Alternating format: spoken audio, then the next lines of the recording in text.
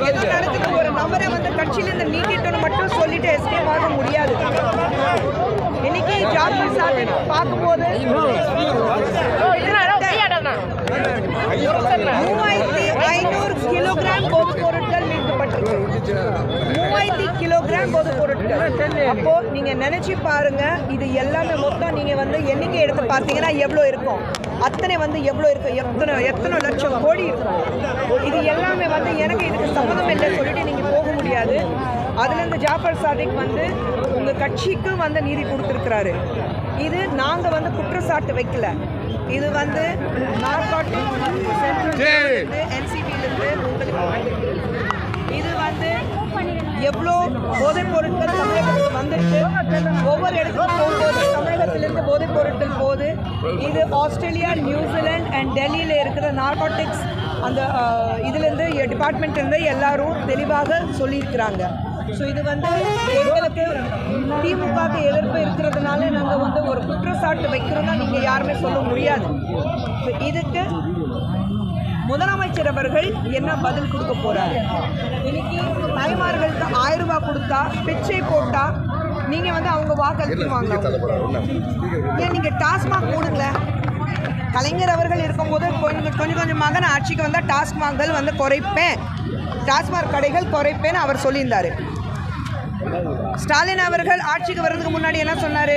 இதே ஸ்டேட்மெண்ட் அவரது, நான் ஆட்சிக்கு வந்தாக கொஞ்சம் கொஞ்சமாக டாஸ்மாக் கடைகள் குறைப்பேன்.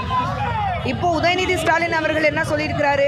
கொஞ்சம் கொஞ்சமாக நாங்கள் வந்து மறுபடியும் வந்து டாஸ்மாக் கடைகள் குறைப்போம். ஆனால் பள்ளிவாசல்லையே உங்களுக்கு வந்து டாஸ்மாக் கடைகள் இருக்குது, காலேஜ் பக்கத்துலேயே உங்களுக்கு டாஸ்மாக் கடைகள் இருக்குது. எங்கே குறைச்சிங்க? வீட்டில் இருக்கிற தாய்மார்களுடைய பிரச்சனைகள் தீர்க்க வைப்பீங்கன்னு பார்த்தாக்கா டாஸ்மாக் பிரச்சனைகள் இன்னும் தீரல. அதுக்கு நடுவில் இந்த போதைப் பொருட்கள் பிரச்சனை இன்றைக்கி தமிழகத்தில் இருக்குது. வீட்டில் இந்த பசங்க வெளியில் போகும்போது, பள்ளிக்கூடத்துக்கு போகும்போது, இல்லை கல்லூரிக்கு போகும்போது, அங்கேருந்து வெளியில் வரும்போது, இல்லை எங்கேயாவது ஒரு ஃப்ரெண்ட்ஸோட வெளியில் போகும்போது எங்கே போதைப் பொருட்களுக்கு அடிமை ஆகிடுவாங்களான்னு ஒரு பயத்தில் இன்றைக்கி தாய்மார்கள் எல்லோரும் உட்காந்துட்டு இருக்காங்க. தமிழ் மக்களுக்கு ஒரு பதில் அளிக்கணும்.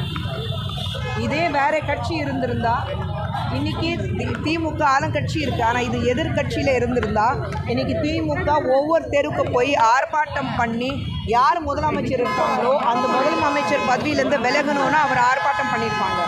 இதே காங்கிரஸ்காரங்க ஒவ்வொரு இடத்துல உட்காந்துட்டு பெரிய ஆர்ப்பாட்டம் நடத்திருக்கோம்.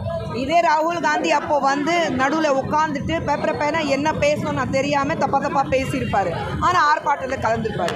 இன்றைக்கி காங்கிரஸ் கூட தனக்கு 9 சீட் கொடுத்துருக்காங்க, அது மட்டும் நான் எப்படி வாங்கணும்னா ஒரு நப்பு ஆசையில் உட்காந்துட்டு யாருமே எதிர்ப்பு தெரிய வைக்கல.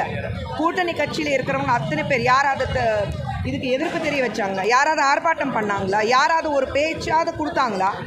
இதே விசிகே இருக்கட்டும், இல்லைன்னா யாரும் வந்து இருக்கட்டும், யாராவது போயிருக்காங்களா? யாருமே பேசலை.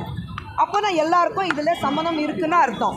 எல்லாருக்கும் இந்த போதைப் பொருட்கள் வந்து கடத்தும் போது எல்லாருக்கும் அதில் கட்டிங் போகுதுன்னு அர்த்தம், கமிஷன் போகுதுன்னா அதுதான் அர்த்தம். அதுதான் நான் சொல்லுவேன். உங்களுக்கு கமிஷன் வருது, ஏன் நான் சம்பாதிக்கிறேன், அது வரைக்கும் மக்கள் எப்படி போனால் எனக்கு என்னன்னா ஒரு தாட்டில் எல்லோரும் உட்காந்துருக்காங்க.